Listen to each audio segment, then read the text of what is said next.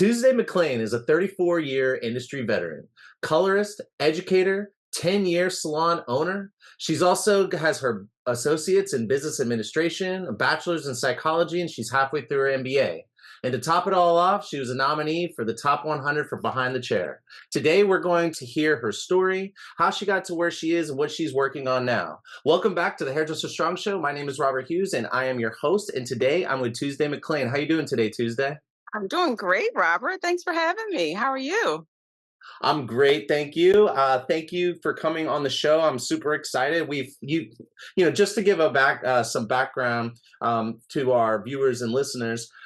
I met Tuesday through Instagram, and we did some IG lives with some other people. And Tuesday, you got on, and you had so much valuable input, and it's a great contributor. And we're like, well, we definitely have to have you come on the show now and hear more about your story. So thank you for coming. Oh, you're welcome. Gotta love social media. It really helps connect people who would otherwise probably not know one another. That's right, totally. Okay, Yeah. so let's jump right in. And did you go to hair school or did you do an apprenticeship program?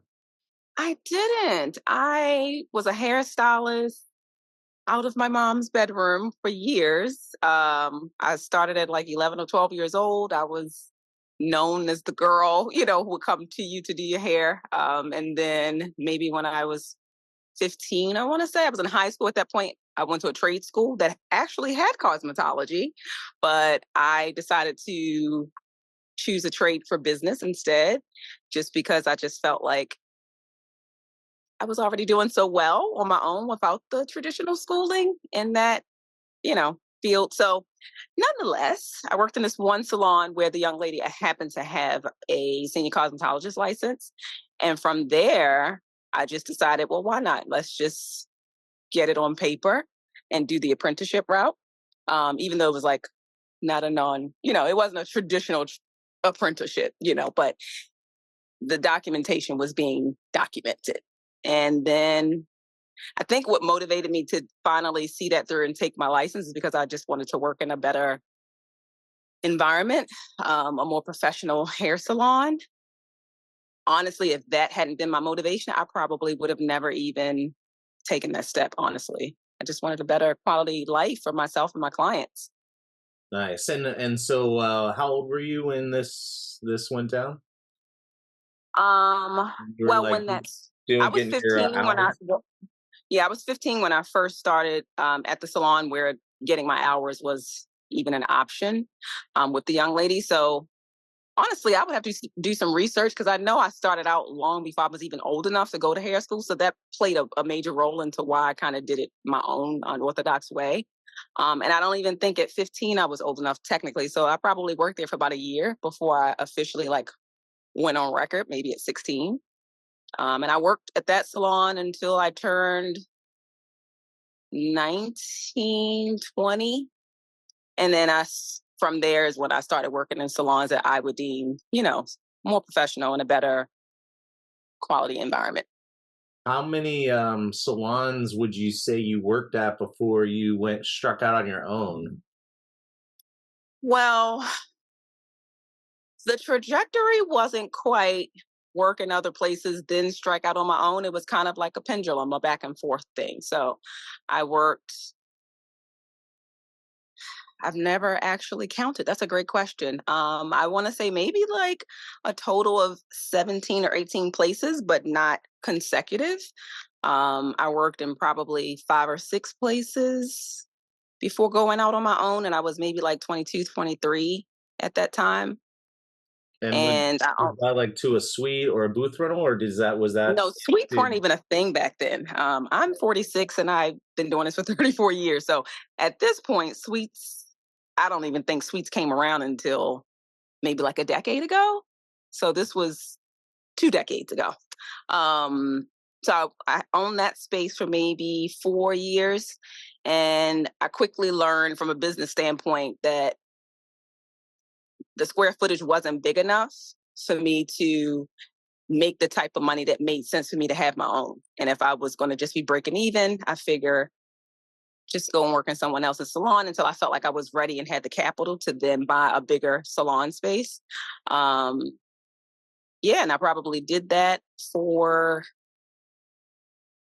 4 to 5, 6, maybe more salons before I went back on my own. And I've been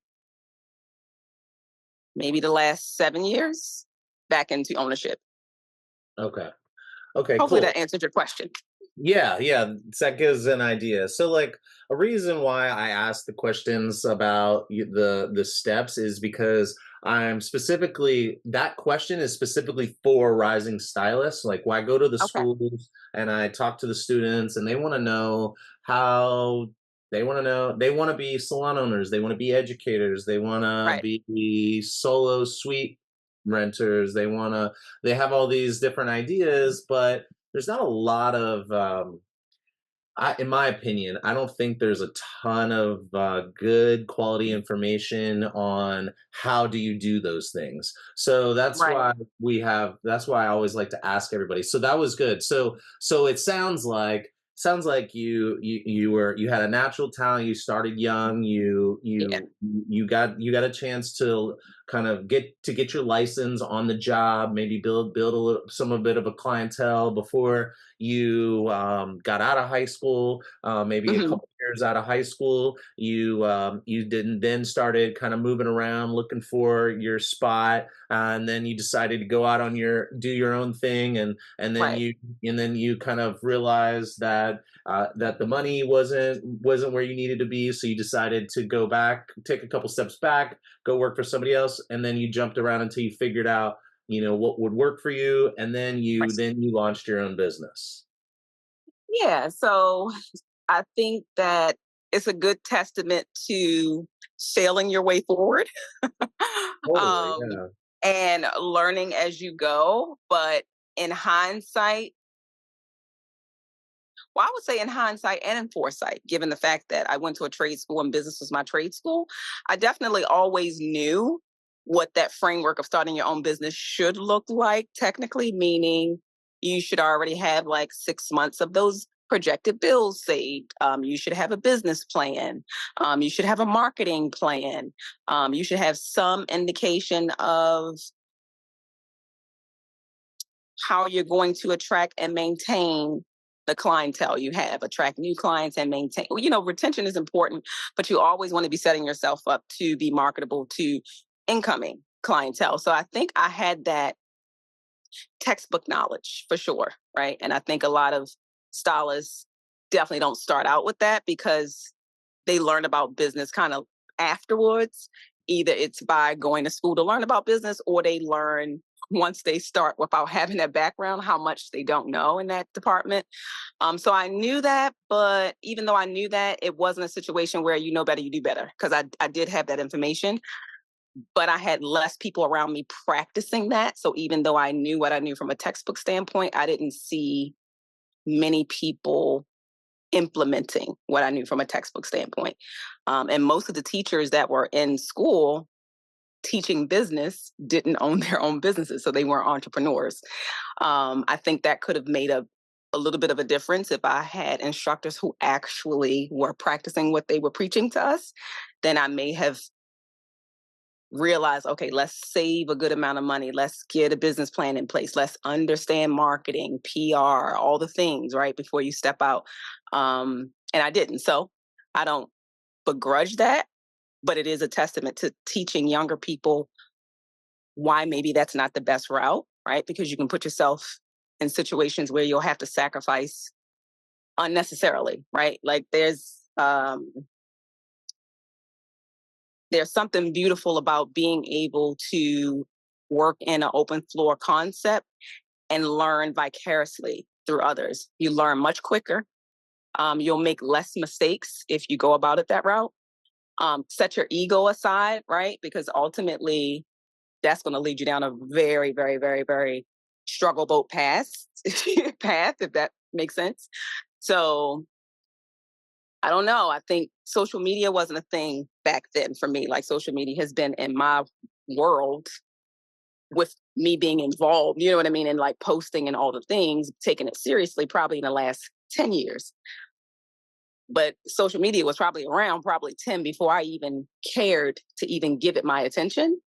And I think that that's misleading people because it shows people the highlight reels. It shows people winning within 24 hours. You know what I mean? And that's not realistic. And on one hand, it may sound a little hypocritical since most people aren't going to show their struggle, not because they're ashamed of it, but that might be not be the content that's going to get traction or get the likes or whatever, right? So people tend to show what they feel is going to drive, right? You are Results. so talking about something that I have been oh my god, I'm so glad you're bringing this up because this is the topic that I've started talking about with people off camera and only recently on camera. But thank you so much for bringing this topic up. Oh my You're gosh. welcome. So like if let's just sit on this for a second. Okay, Okay. so if you are an aspiring say you want to open your own suite I and you are a person who consumes, let's just call it an average amount of social media, okay, which Okay. is it's a high number, like as a matter of Yeah. fact, while we're on air, let's look it up. Yeah. What are the statistics? What is the average time a US person spends on social media? Let's see what it says. 2 hours and 24 minutes per day. Okay, so let's just say that I'm an Hmm. average user of social media. That means I'm consuming a couple hours of information. And let's just say that most of the things I follow are hair related because I'm young. I'm growing. I'm building, and then I'm consuming information on social media. Now, I know Right. everyone's algorithm is different, which is kind of why I want to have this conversation. I find that the majority of people creating content to give other hairdressers advice are suite owners and salon owners, and then you have like influencers, coaches, consultants, brands, but not really salon stylists. What do you think? Is that your experience with social media as well? I'm circling around to back to what you were Right. talking about.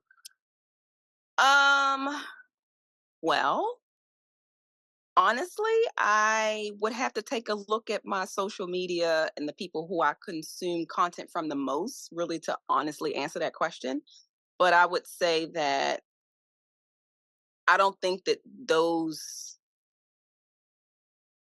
um, those categories are things that people are considering when they're looking at and choosing who to consume information from. They're just looking at people who inspire them, who do great work in whatever, specific category of cosmetology they are interested in, and people who really are adding the value that that particular person needs. I think finding out whether they are a suite owner, salon owner, booth renter comes secondary. I don't think that that's the reason why people choose to consume that particular content. Yeah, I agree. Right.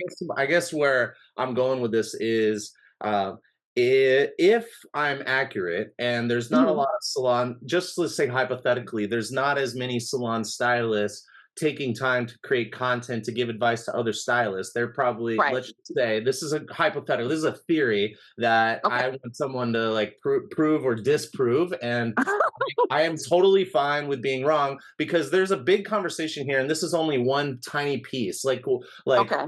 conversation is like about like the type of education and advice we're getting through social media.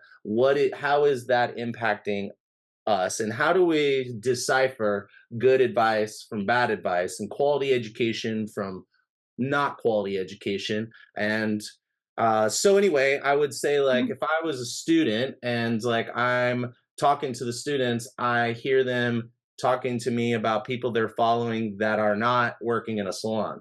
Now, one, Mhm. I wonder if how accurate that is, and I'm sure we could figure Mhm. it out if enough of us team up together. Yeah. to figure that out. But let's just say hypothetically that's the case. Well, then the students, it would make sense that a lot of students want to go into suites. That's kind of my or salon ownership. Kind of that's kind of my point Right.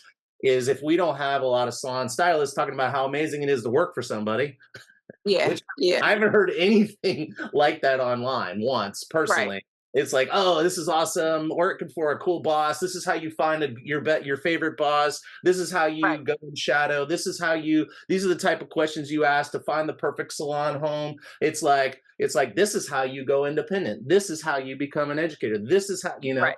So anyway, that could just be my algorithm. That's why I'm asking. But we'll hold off on that piece of this conversation for a later date because I think I agree. We do have to do a little bit more digging into it. Now, let's Right. just kind of move on to the part that you're saying is about hashtag best life versus hashtag real life. And Yeah. like, if you're not showing all of the struggles and the pain and the work, and if you're taking like the picture of people setting up their suite, it takes like 3 seconds to watch them, and it's Right. like, but it took them 3 days, and it's like, and they had to go to the hardware store 4 times or whatever it is, it's like, Uh-huh. I totally agree. And I think I'm glad that you brought it up that we need to talk a little bit more about what it takes. So, and on that note, let's get back to your story.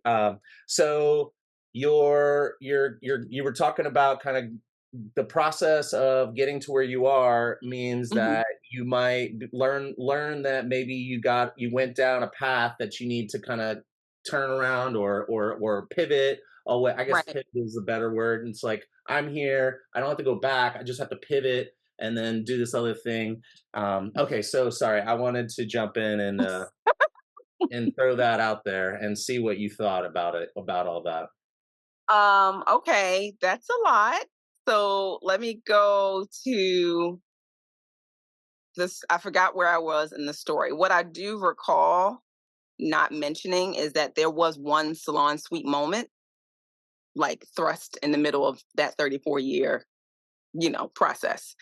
But what I will say is usually what has caused me to outside of my first experience, what not my first experience, I often go back to that first experience because it was the most transformative for me. But I worked in several other little salons before I worked with a young lady where I had the opportunity to apprenticeship under her. Um, but I probably lean towards starting my story from her place because it was the most structured environment, the environment where I felt like I learned the most and where I gained an understanding of what operating professionally looked like, right? And then I outgrew it. Like I felt like I had learned all I could learn from that young lady who owned the salon. I learned all I could learn from working in that type of environment. And I wanted more. But before going out to get more, we're creatures of habit, right? We want to stay where we're comfortable. So I found myself trying to convince her to elevate her salon space. And I was just so frustrated because I just didn't understand, like, why do you not want to get a receptionist, right? Why do you not want to do all these little things that I was asking for, things that I felt would elevate not only the salon experience for us as us as booth renters or employees or whatever title you want to put on it, it would also elevate our workflow because I got to a point where I had more clients than I knew what to do with. And at that point, I really just needed help, right? There was no support staff. I'd had a few shampoo assistants, but I needed administration help. And so that's what made me look to other salon homes that could provide that. Also, I just got bored doing the same type of clientele. I wanted to diversify my clientele. And so I felt in order to diversify, I have to go where a diverse group of people live, work, play, all the things. And so then I worked in a salon where I was the only Black girl. So that was a bit of a culture shock for some of my clients. And so I did lose a few. But then hindsight, I realized that you always lose a percentage when you move. Back then in my 20s, right, I kind of felt like, oh, I lost people because people didn't want to adapt to this environment where it's not a lot of people that look like us, right? With the exception of my stylist and my stylist clients. But it was what I needed so that I could see how the other half operated. Why were they able to get clients in and out so quickly compared to what we were doing? And it was because of staff, right? There was multiple shampoo assistants. There were several front desk attendees. There was a salon manager, like all the things. And so that structure helped the workflow for the artist to really just focus on the thing that they were there for. And I enjoyed that. That was also my first time working under a commission framework. All up until then, I had always been a booth renter. But I didn't stay at the commission salon long, not because I couldn't adapt to the diverse culture. It was because they were promising this 50-50, 60-40, whatever it was, split in exchange for me getting the staff, right? But also in exchange for me getting help with marketing, because for me, it wasn't about quantity. I didn't need any more clients. I needed to diversify my clientele. And I thought that was the best opportunity to do that when I was already losing clients who couldn't necessarily adapt to this new culture and environment, right? And this new body of policies and boundaries, all the things, because those things may have been policies and boundaries on paper, but I wasn't enforcing them. We didn't have a staff to enforce that. So if somebody was late, we were going to take you no matter how late you were, right? Whereas in that culture, it's like, no, if you're more than 15 minutes late, you're going to have to reschedule, right? There's a cancellation fee, like all the things.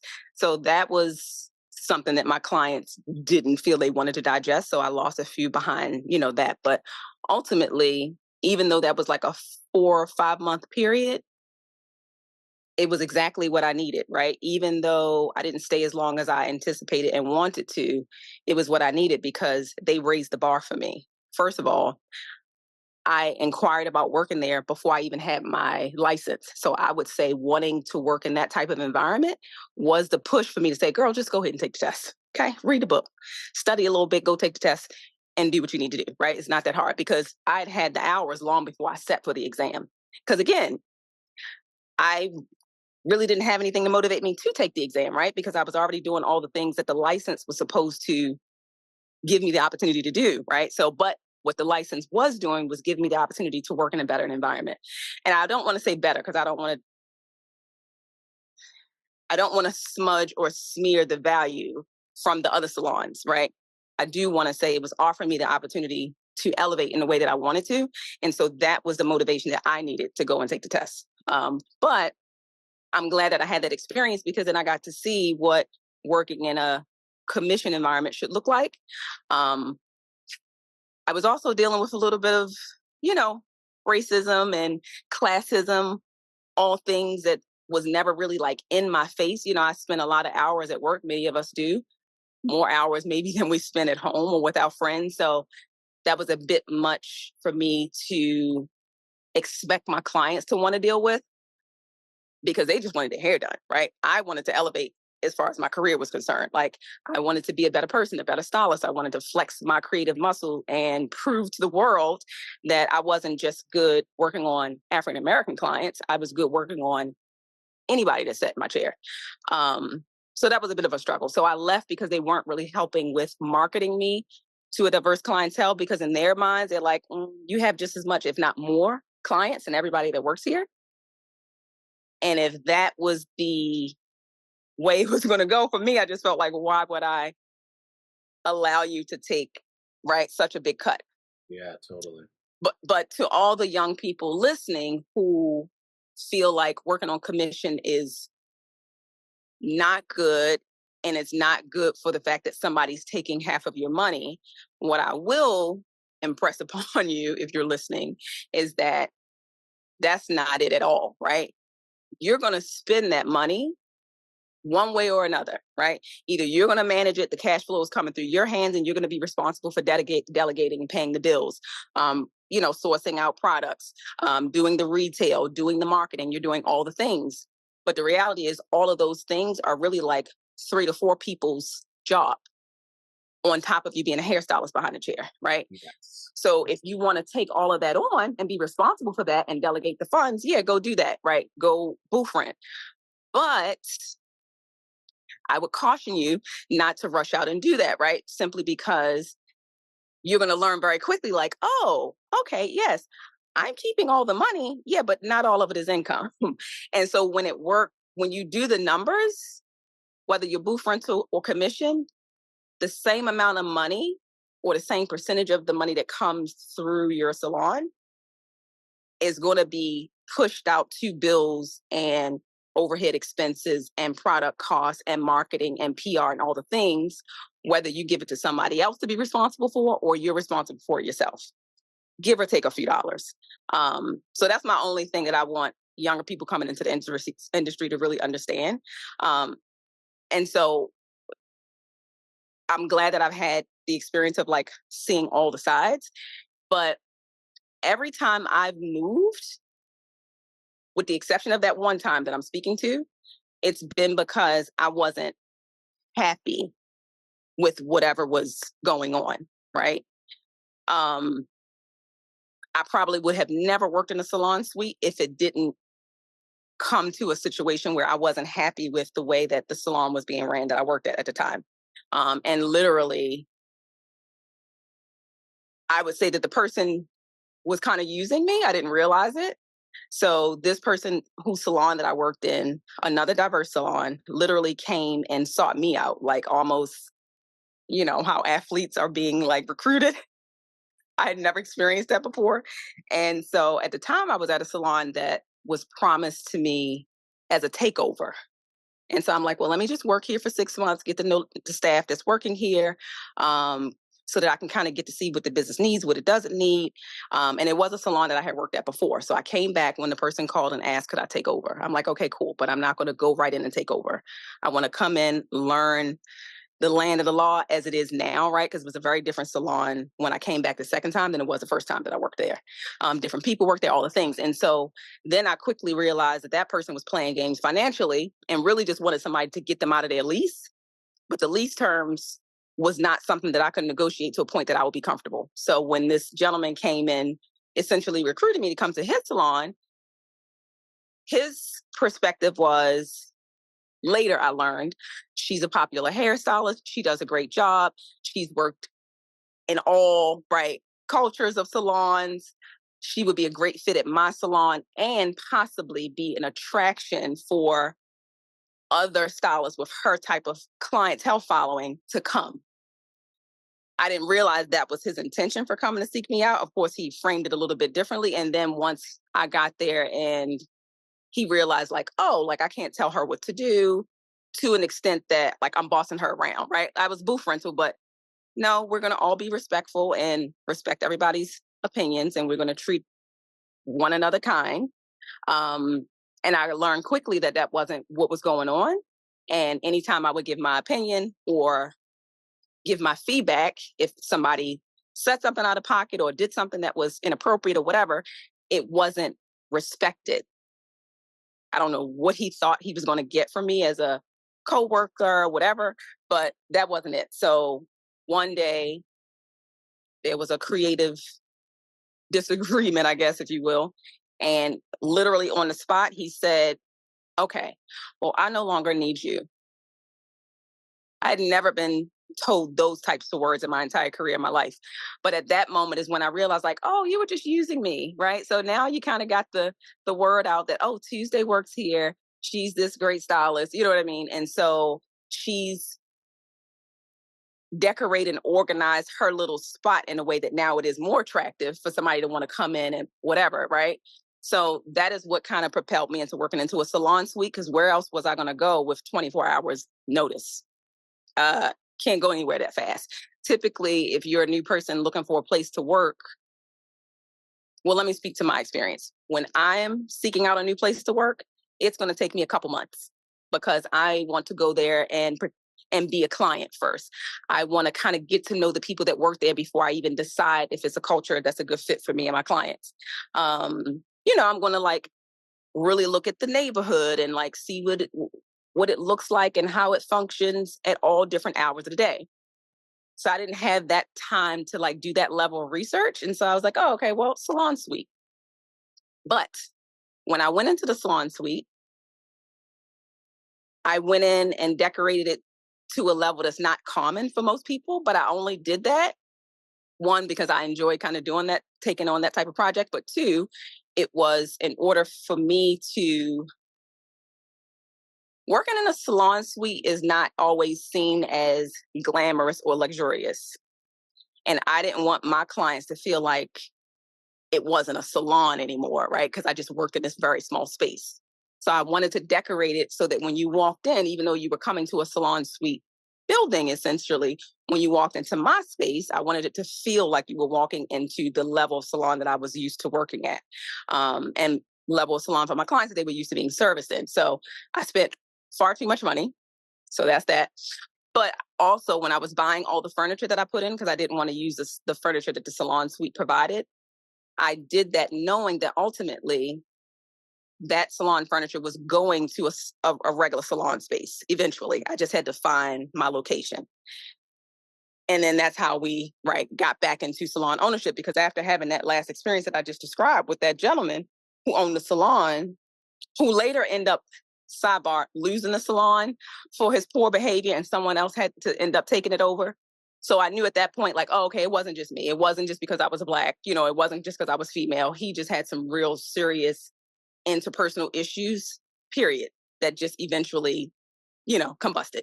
So, yeah, like at that point, I said, I've worked in a lot of salons. I've worked in salons that I've had a great experience with. I worked in some that I didn't have so great of an experience. I hated working in a salon suite. It was too small, too confined. It felt lonely. I came up in an era where I'm used to working in open concept, where somebody is to the right of me, somebody is to the left of me. Like, that really changes the landscape of my workday.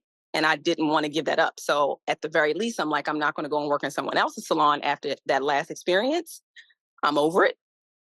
But I now want to create a salon environment that someone else would enjoy. Because of my experiences, I kind of feel like I have a good sense of what stylists want and need. And so that's kind of how I got back into salon ownership, because I not just wanted to create a place where I would create a job for myself, but I would create an environment that would be welcoming and that could be a home for someone else. And that could be a place where I taught my education classes, so that I didn't have to keep renting out other people's spaces when I wanted to host a class.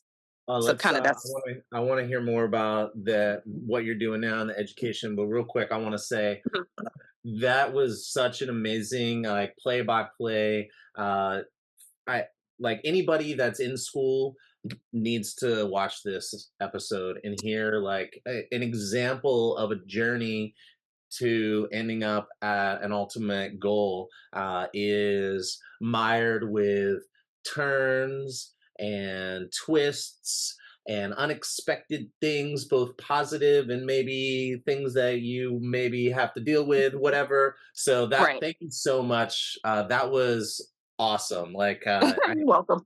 it's just so important, I think, that people know that the journey from point A to point B is not a straight line, I guess, is No, it's no. not, and it doesn't happen quickly. And maybe it does for some, and I think we should all be prepared for if we're not the exception, and like being the Right. exception mostly has to do with luck and not skill or anything else, in my opinion. Yeah. So anyway, thank you for that. Okay, so Welcome. that was awesome. So we got your story. We know everything that we understand a lot of what like the ups and downs and like kind of navigating this stuff. What I want to hear, what I want to know about is like if I was a student listening to this, I might have and then like a lot of the students have mixed feelings about going to work at a salon. Like I have the directors and the teachers at schools telling me that the students are the most apprehensive and fearful student body class that they've ever had in their experience, and they think it's because of all the communication that they're experiencing online about toxic salon owners. And Right. so hearing about like positive and not positive experiences, what would you say to a rising stylist who is listening to this and thinking, okay, so like I can get to where I'm going and I don't have to like be discouraged by the need to pivot on my journey to keep going. So, like, do you have Right. any words of advice or wisdom or inspiration to anybody that's in that situation? Well, the first thing is I think that as unique as my story is, and as much as it feels like all of my twists and turns were, you know, my decision, you know what I mean? I do feel like some of it was more like divine intervention. I do feel like as a creative, sometimes we lose sight of the fact that there's a whole nother side to being um, successful and being able to sustain a career over a long period. And that really, well, I don't know. I think what's at the foundation of that is really understanding the business side to the creative that you are attaching yourself to. And so, very early on, let me just say, my mom was your traditional employee, right? She went to college. I got to see her go to college like later in life when I was younger, which was great for me, right? Because it made me love education and it made me want like you want to do what your mom is doing, right? Like she's going to school and she has all the books. I want to do that too.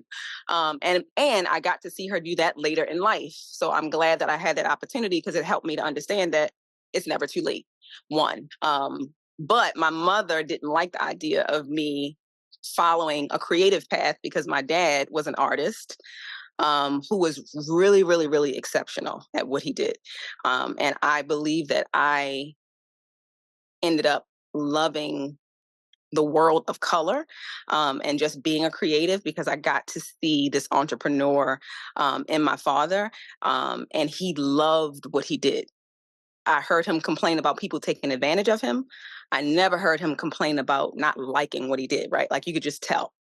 My mother, on the other hand, I could tell that she was just doing jobs to pay the bills. Like it wasn't her passion.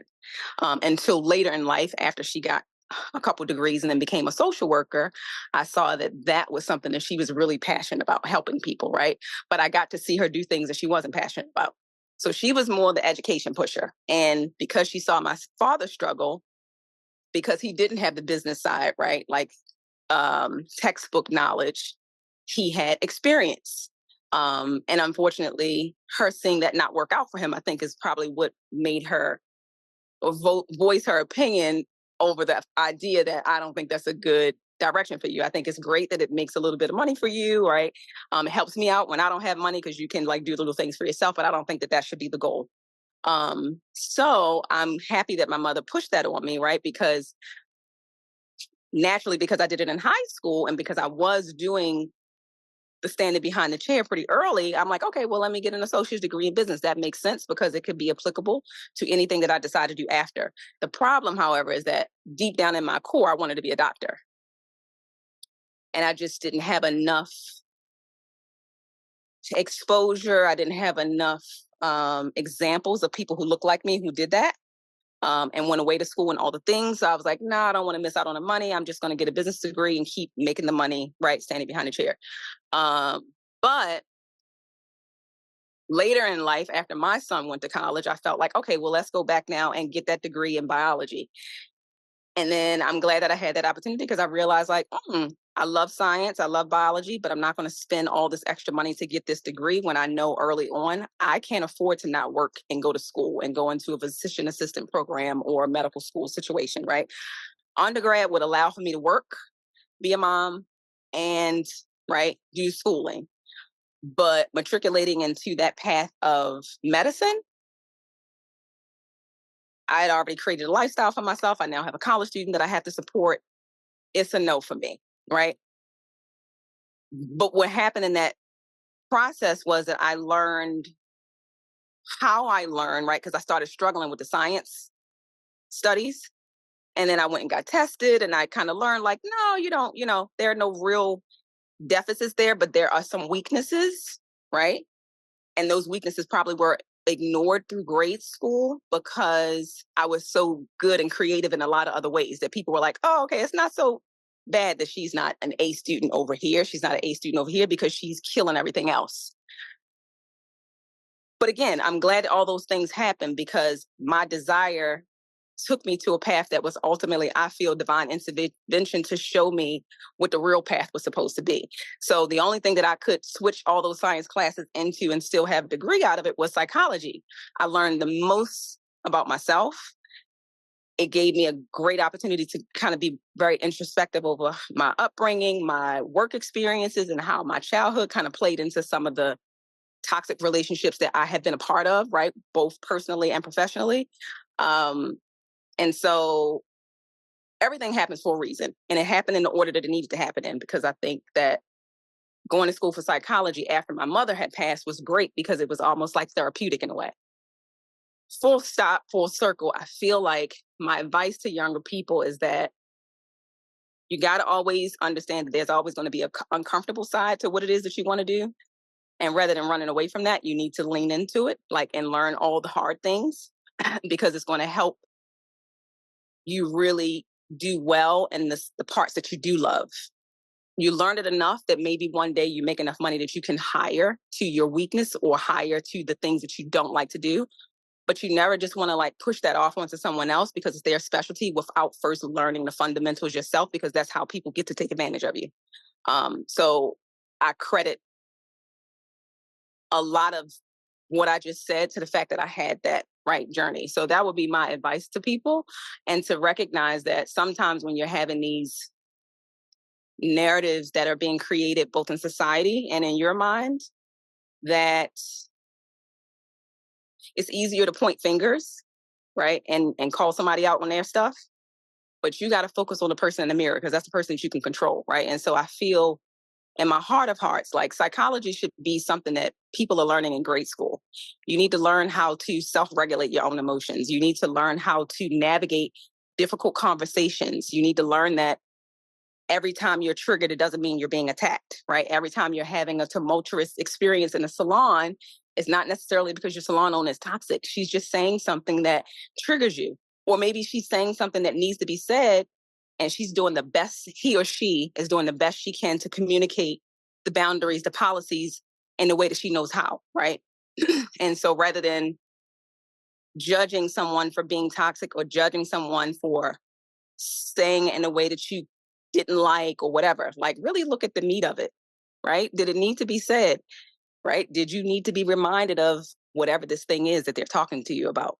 Probably yes, right? So I think that there's just as many toxic employees as there are owners, because at the end of it, it's a human condition and we all could do better for ourselves, our friends, our family, our children, romantic, professional partners, if we really learn the psychology of us.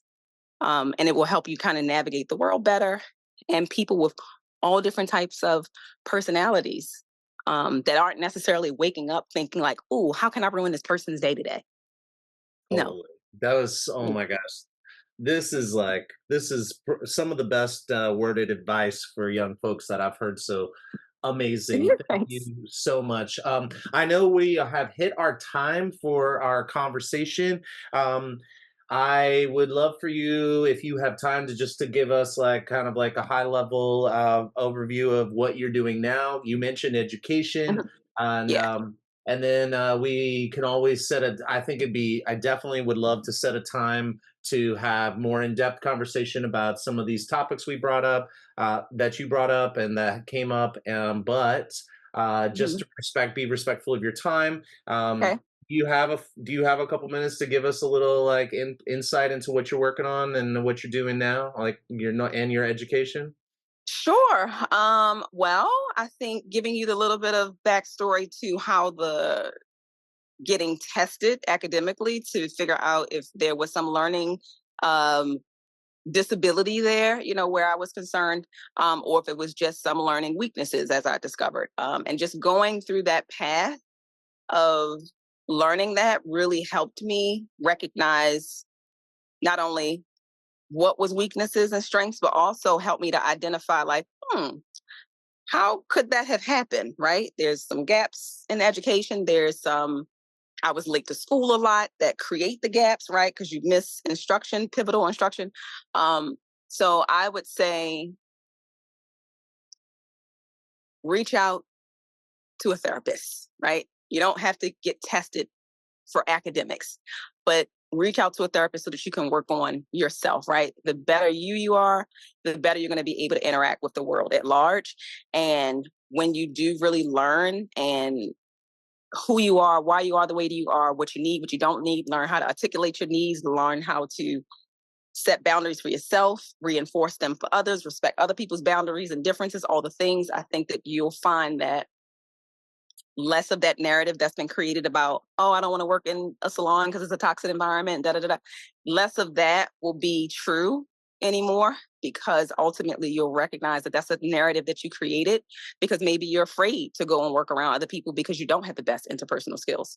So I think that first starting to understand yourself better will help you be a better stylist and interact with your clients, who are obviously going to be a bunch of different people with personalities, and maybe help you work in an environment that's an open concept where you are going to learn the most. So Yeah. that would be my best advice. Nice. That's it. Amazing. Love that. So you want to tell us a little bit about what type of education that you provide? Because I know you have a Yeah. Savvy Color Academy, right? Yes. Savvy Color Academy. So even before all of the um, figuring out like my learning weaknesses or differences, if there were some or not, the story that we mentioned the last time, I've always been a person who liked helping people just naturally, right? Any salon that I worked in, I just always had this innate creativeness that defied the rules of engagement, right? Because I didn't start out in a traditional beauty school, right? So I didn't have any rules to break through. I was just doing what came naturally, what I thought felt beautiful. But I worked around a lot of people who did go through formal schooling. And I think there's pros and cons to both sides, right? But I think the con to going through institutionalized education is that it puts you kind of in this box that you stay within and you struggle to kind of go outside of, and creativity lives outside of those boxes. So when I was in the salons as the only girl who didn't go to traditional hair school, I found myself always being the person that will be asked to come over. Oh, can you help me do this thing away? Can you help me show me how you did that ponytail or that whatever? And so that really became, I was asked to teach before I even knew that I liked doing it, right? Um, and since I learned that it started to become a regular thing, and I really was introspective over, I think I enjoy this. I get the same level of pleasure out of it that I do when creating a transformation.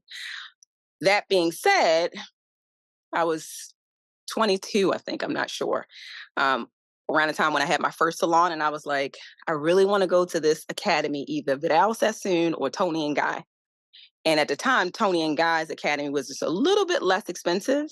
I think they was offering like a 3-day course, whereas it was 3 or 5, I can't remember, but Vidal Sassoon was, one, more expensive, and two, maybe it was more expensive because they didn't offer such short opportunities to go to the academy. Whatever it was in London.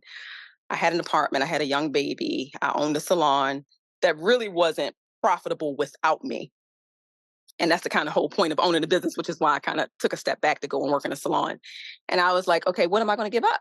The apartment or the salon? Because I'm going to London, and the only way I can afford to spend $5,000-6,000 and be away from work for 2 weeks, something major got to go. So I let my apartment go, and I moved back in with my mom. And I was like, I can get another apartment, no biggie. My son spends most of his time at my mother's anyway, you know. And that really changed my trajectory Yeah, I mean, that's a because, serious decision. Most people would have a problem making. So, good for you. thank you. That's Listen, awesome. I didn't want to do it alone, but I remember, I don't remember who I called around to, but I remember calling around to all of the stylists who were, just as popular as I was, had a big enough clientele. And I only mention those two things because those things, that metrics is what made me pick and choose who I felt might be able to afford to go, right? So I reached out to those people specifically, and nobody was on board. Nobody had an interest. And so I was like, okay, well, I'm going to go by myself. And a part of the reason why I did that is because I know my mom didn't want me to travel abroad alone.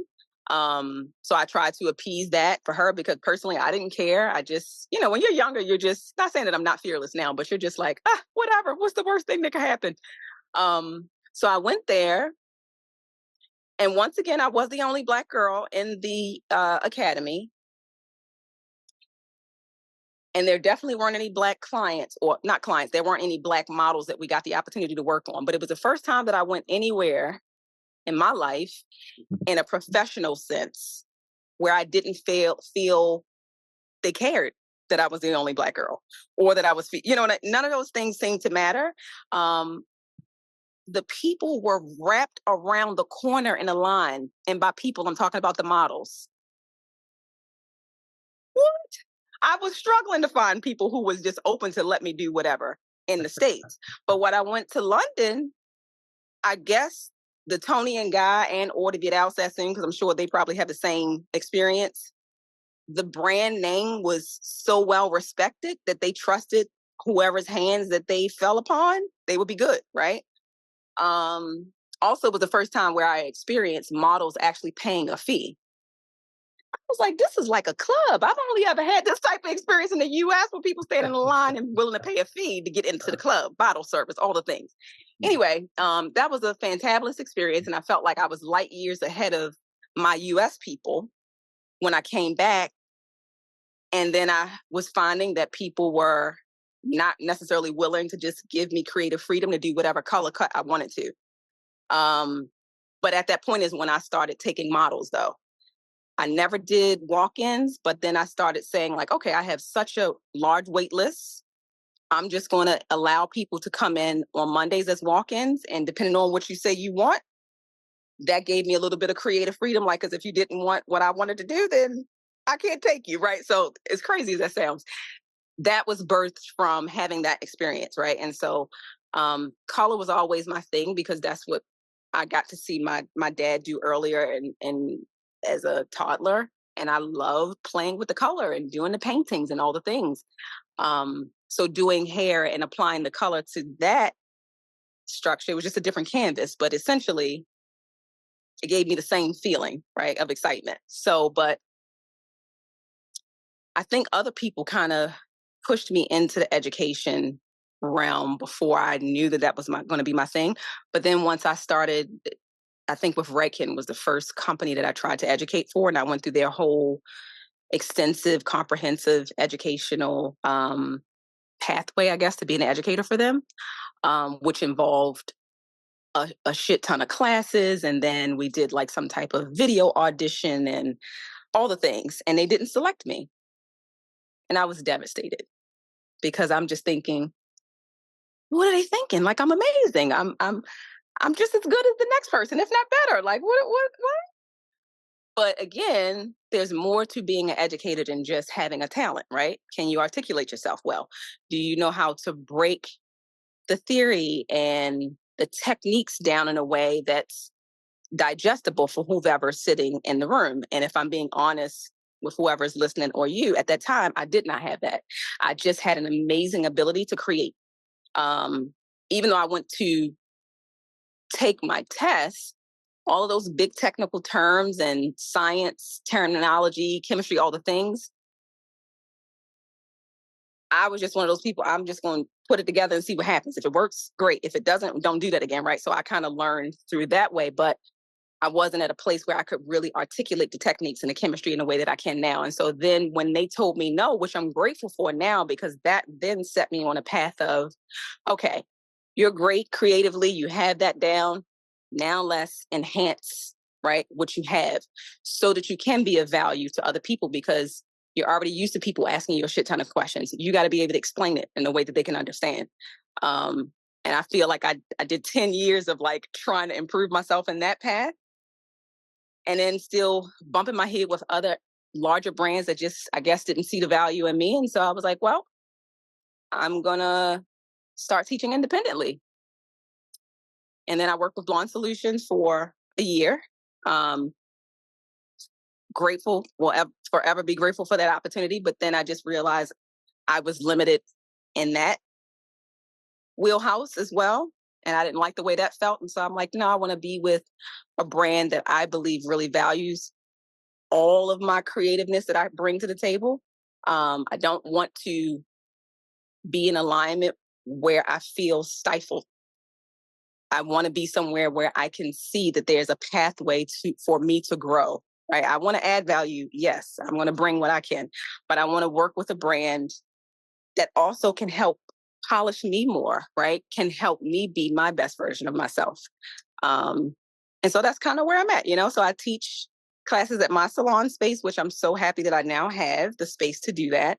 Um, and I come out of each class that I teach even hungrier to improve and to do better because I'm like, damn, that went great, but how could it have been better, right? I want everybody to walk away feeling not just inspired and walking away saying like, wow, she's amazing. I want people to walk away saying like, dang, that's the one thing that I got to change is she taught me to make my work not look like hers, but be as elevated, right? With my little spin.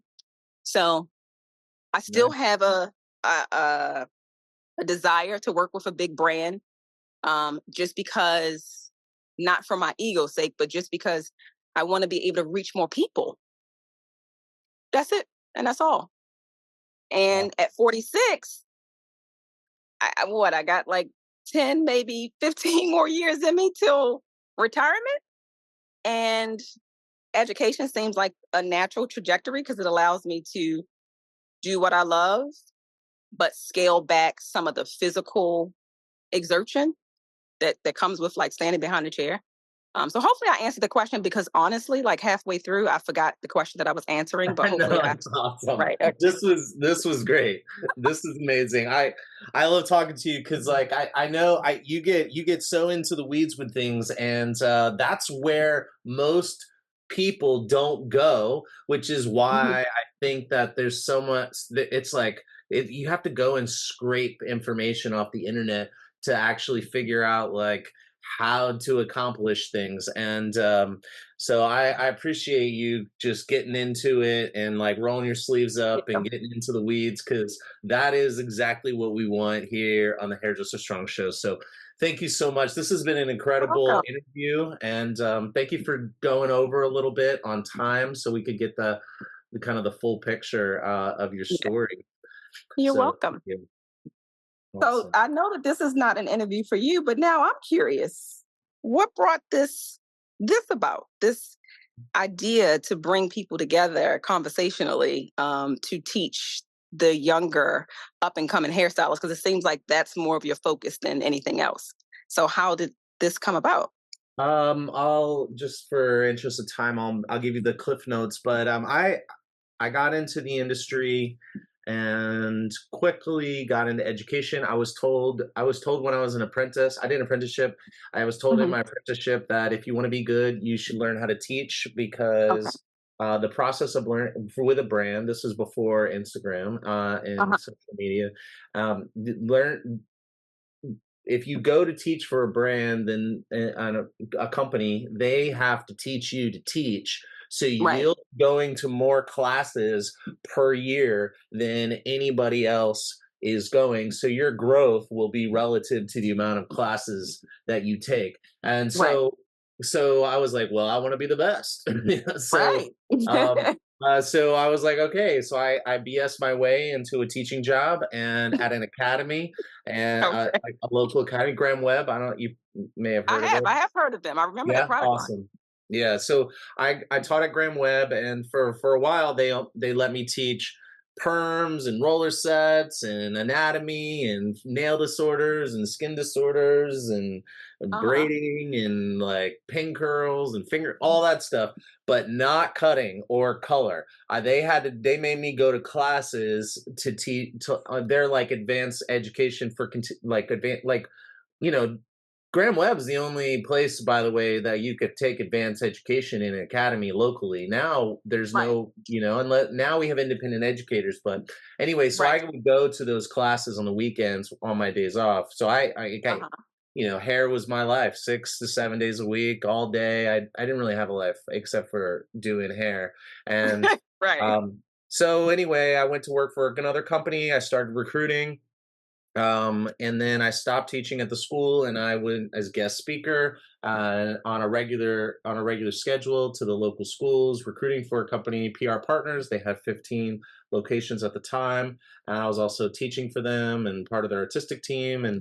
It was like, oh, after about 3 to 5 years, I started to see the fruit of the labor. Teaching is one of the most rewarding things ever because it takes a while though. I just wanted to be the best, and Right. teaching was like my opportunity to like kind of push others to be the best, which was also pushing me to be the best. Yes. 'Cause like you're talking about, you Absolutely. have to like, be able to explain things in different ways and answer questions that you never even thought of yourself. So like that whole thing kind of made me realize like there's so much value to me, and I'm bringing value to these people's lives, and Right. they're able to go off. And like now, I mean, my students, I've taught hundreds of students in the DMV, and now they're salon owners and top stylists, Right. suite owners. And so I went to school. I started tinkering with entrepreneurship, and I kept starting things, and they wouldn't run on their own. And I Okay. was trying to figure out like, how do I build something that runs on its own? And Right. I couldn't figure it out. So I decided to go to school. I got my bachelor's in business with a minor in finance. And Okay. uh, and then that took a long time. I did take my time doing it, and Right. Right. I got out of school maybe 6 years ago, 5 years, something like that. And I decided I needed to get an ROI on that big old debt that I got. So I started Exactly. going back to the schools and talking to the students, and to get my thumb on the pulse so I could figure out, where can I bring value? Maybe it's not in the same place. So I started Right. there, and I started going back and reaching out to my network of my former students or former salon Hmm. owners that I would help with during the recruiting process. And then I throughout this whole journey, I've been doing independent education since I left PR Partners. I go into salons and I help them with their apprenticeship program. I help write programs. I've done consulting for salons, Okay. and teaching for salons. And so my space has always been like the rising stylist to salon transition onto the floor first 5 years.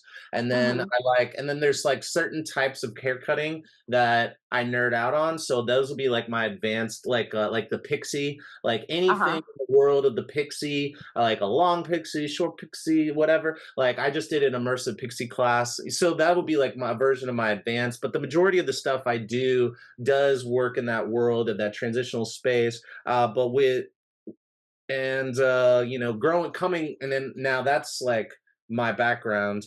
But Hmm. like something you mentioned, salon, going to London and seeing people line up to walk in to see. And so I too took a course in London. I took the Vidal Sassoon ABC class, and it Uh-huh. was like a 5 day course and to learn all the foundations. And I remember seeing people have so much respect for hairdressers over there, Right. and them and people in London telling me that hairdressers are kind of like chefs. So, like, they're kind of awesome, and people have a lot Yeah. of respect for them. Well, not so much in my experience in the In States. the US. Exactly. Yeah, and so that's one piece, one variable. The other variable is when I was coming up, there was industry night on Tuesday nights where hairdressers went to all to the same bar, and where I did my apprenticeship in Tyson's, but I worked in like probably five, six, seven salons before that. And one of the Uh-huh. salons I was in Annapolis, like my very first couple of salons, and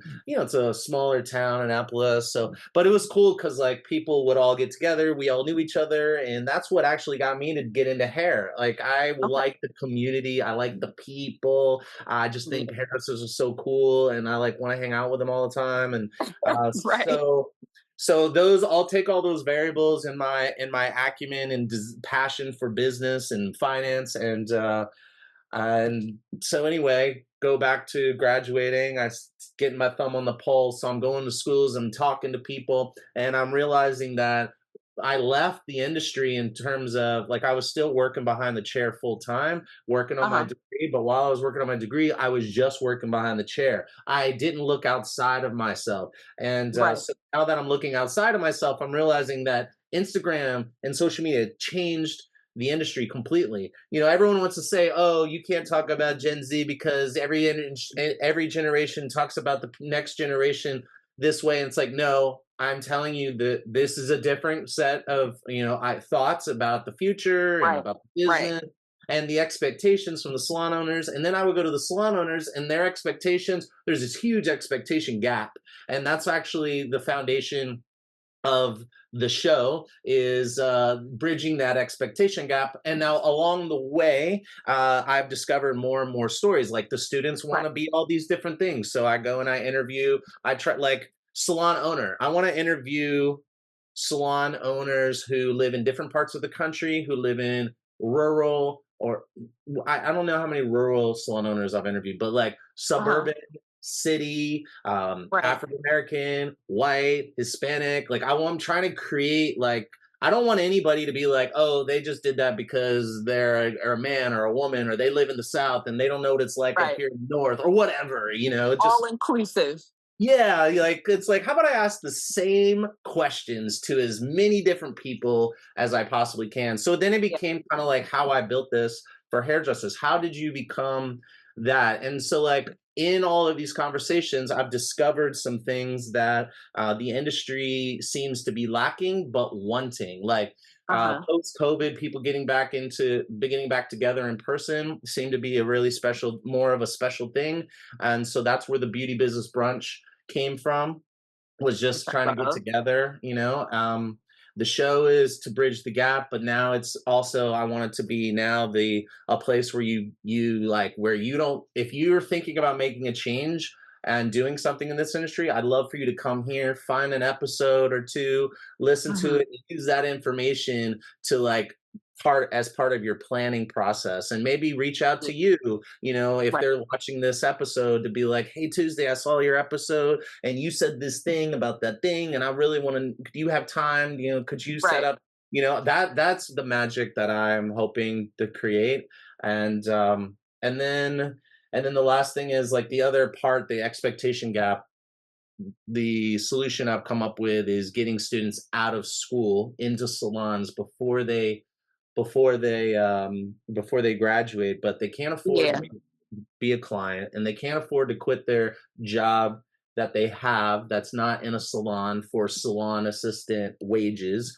Right. So that's where the shadow program that we're about to launch is Okay. coming into. So basically, like I just kind of went out into the industry and was like, tell me what's going on in your mind, and then I've discovered places in which I feel confident that I could bring value to people in the industry through and but I and there's like certain things that I feel like I could bring value, like technical cutting education, um Mhm. like bringing people together in person, whether it's for jobs or for community building or for Right. other types of education. But I've just discovered with this recent beauty business brunch that financial education and literacy is like a place where I feel so like I'm not necessarily don't need to give out the advice, but I feel very confident that I can go out there and get the thought leaders, the Thought educators, leaders. the people that can bring that to the industry. So Yeah. I guess that's my super high level, quick and Well, dirty I love version. it. And you are doing all the things. And I do think that this is a great pathway and or segue for students just before they come out into the workforce. I don't think that this exists anywhere else, to be honest. I Um, don't really think so definitely. either. Yeah. Oh, so like shout out to you for coming up and interjecting this into the culture because we absolutely need it. Thank you. I Hell, appreciate we that. we need something like this even for people like myself who are trying to pivot into the next thing, who Yeah. don't want to die standing behind the chair. Because that level of confusion, all the questions, not having necessarily anybody to reach out to because you don't have enough exposure to people who've done it and done it successfully. Um, there's there's no hairdresser pivot strong, you know what I mean, for the people Right. who have reached my level of experience, who Yeah. want to, you know, Yeah. segue. So So you're bringing up something that I was talking to my wife earlier, who is also my business partner, as you know. We were talking about how like we can bring, like, for example, the financial education and literacy for someone who, like, maybe like yourself, maybe like, what level of financial education and literacy are we talking about? So, like, say that you've been doing hair for a long period of time, but you never thought about retirement. right, I want you to know that you can come to Hairdresser Strong to find the resources that you need, and at worst case scenario, a platform to find something and then link out to something else. Um, yeah, so I do, but at the same time, there are some areas which I would love to collaborate with you on, uh-huh, and maybe we can, like, identify some areas and come up with solutions or brainstorm solutions, or maybe find other folks to bring in to help provide these solutions. That's the other thing. Like, right. more than happy to link out to people, Yeah, yeah, who I that's feel needed. confident, so Yeah, collaboration is important. A lot of people, I struggle with trying to find people, other hairstylists who want to collaborate in the education space who are really serious. Like, yeah, everybody talks a great game, but when it comes time to put in the work and lay the foundation and do the thing and do the marketing, crickets, right? So, yeah. I would love to have that opportunity because I haven't had enough of that. And like you said, like, we don't have all the answers, but we could start the conversation, right, and bring the right people in who give that very acute, um, comprehensive knowledge in the area. I'm passionate about the finance side. Not that that's necessarily my 100% strong suit, but I'm strong enough to speak to pricing and all the things in the business world and all those things. But from an investment standpoint into the stocks and all the things, like you had the young lady at the brunch, that's not my wheelhouse. I can't speak on that, but I have the interest, right? Because you got to make your money work for you. Okay, so who we gonna get in the room to help us set that up and do that, and obviously apply the discipline to it. But that's super important because there's a lot of us that are struggling and Yeah. have been struggling, and it's a norm. Totally. Like, it's almost like sometimes we don't even know how much we're struggling. It's like how much easier Correct. and great life could be. Like, how much more comfort we could have if we had more education and more and great and tighter community. Yes, and in that specific space, that's super, super important because we see our clients go off and get promotions and travel with their family and do all the things. And a lot of times we're feeling like we're being taken for granted. We're not valued as much, especially over here in the US. And I'm a testament to that. I've experienced that with certain clients who want us to make things affordable for them, despite the fact that you're getting a raise every year and I'm not. Like, make that make sense. So yeah, we got to do better. Oh my god. Okay, so I feel like when I go into post production, I'm gonna come up with a number of conversations and ideas. So I think this is a great place to wrap this up, and I do think that I'm excited to explore more working with you. So Same, I'm same. really happy that we took the time for this. Absolutely. I'm so happy that it all The came whole together. conversation is good. So thank you, and you have a You're great day. welcome. Okay, bye. All right, bye.